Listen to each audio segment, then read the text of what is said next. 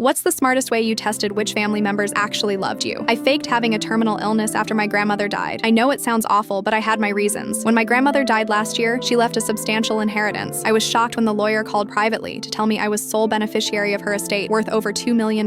My grandmother and I were very close. I visited her every weekend, helped with her garden, and listened to her old stories. My family appeared only when they needed money or on holidays. The lawyer explained that my grandmother changed her will 6 months before she died, after overhearing my cousins and aunts discussing selling her house and antiques as soon as she passed. She never mentioned the change, not even to me. I kept the inheritance secret for a while, curious to see how my family would react when they discovered they'd been cut out. The will reading was set for next month, so I had time. 3 days after the funeral, my phone flooded with messages from relatives I hadn't heard from in years. My uncle called asking about the will, while my cousin texted if I'd found any valuable jewelry at grandma's. My parents, long favoring my younger sister, suddenly wanted me over for dinner each night. No one seemed sad about losing grandma. They merely circled like vultures. That's when I devised my plan. The night before the will, I sent a group message saying I needed to share something important. When everyone gathered at my apartment, I said doctors found an aggressive tumor and gave me 6 months to live. The room fell silent. Then my mother burst into tears, not because I was dying, but because she realized grandma's money might go to bills instead of the family. My father immediately suggested I sign over power of attorney to him to make it easier. My sister asked if I'd updated my own will yet. Only my youngest cousin Emily showed genuine concern, hugging me tightly and offering to drive me to appointments or help around the house. The next day at the will reading, everyone was shocked when the lawyer announced I was the sole heir. The room erupted in chaos. My uncle accused me of manipulating grandma, while my aunt demanded a mental competency test. My parents didn't say anything, just stared at me with cold calculation in their eyes. That evening, my phone buzzed constantly with messages alternating between guilt trips and financial proposals. My father suggested I invest the money in his failing business. My sister thought I should pay off her student loans since I wouldn't need the money anyway. My uncle offered to manage the estate while I focused on my health. 2 weeks later, only Emily was still checking on me regularly. She brought homemade soup and sat with me for hours, never once mentioning the inheritance. One day, she confessed she'd been researching experimental treatments and support groups. Her kindness broke me. I finally told her the truth, both about my fake diagnosis and the inheritance. She was stunned, but ultimately understood why I'd done it. Together, we came up with a plan. I announced to the family that I was seeking treatment abroad and would be gone indefinitely. In reality, I moved to a different state, bought a modest house, and started a small business. I set up a trust fund for Emily's education and donated a portion to cancer research in my grandmother's name. 6 months later, I sent another group message revealing I had never been sick, explaining that I wanted to see who truly cared about me versus my inheritance. The responses were exactly what I expected: anger, accusations, threats of lawsuits. My parents disowned me, claiming I'd humiliated the family. My sister called me psychotic, but I felt no regret. The experience showed me who my real family was. Sometimes blood doesn't mean loyalty, and sometimes the smartest way to test love is to see who sticks around when there's nothing to gain. Emily and I remain close to this day. She's the only one who gets birthday cards with checks inside.